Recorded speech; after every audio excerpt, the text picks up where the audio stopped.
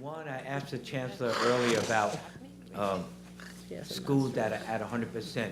In your opinion, as the president of CSA, the Council of Supervisors and Administrators, what percentages of all the schools, in your opinion, are at 100%, and what percentages below 100%? I'm going to give you approximate, but it's about 50% of the schools are at 100%, and the other 50% are not, which leaves about 850 schools in New York City below 100%. So, and based on what you gave in your testimony under the Fair Student Funding formula, the feeling is, or the thought is, the directive is that we should give those that are under the 100% to bring them up to 100%.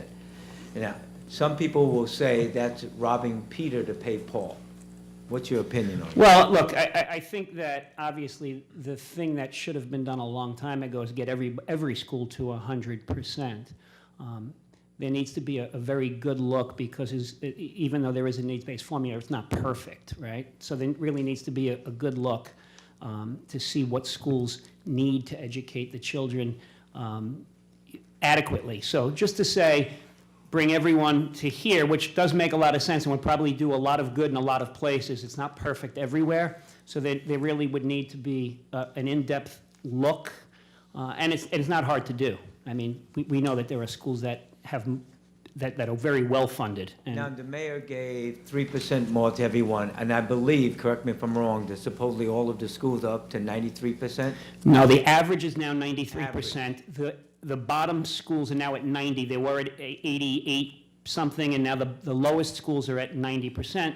The larger you are, the more money that would be. PS 72 and Chair Benedetto's district is $422,000 per year below fair student funding, and Senator Jackson.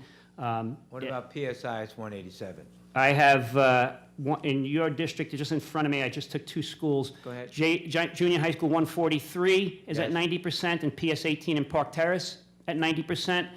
143 loses about 194,000 per year, and PS 18 203,000 per year. Let me just ask my last question Sure. regarding something else. People talk about mayoral control. I don't believe in mayoral control. Control is a dictatorship. So we're trying to reconfigure that to mayoral governance or mayoral authority with oversight by the city council and the state legislature and the Department of Education. What's your opinion about that? Mayoral control hasn't, the law came into effect about 17 years ago, I guess, hasn't changed a bit. We're certainly open to having a conversation about, working around the edges there and trying to improve it. Thank you. You're welcome.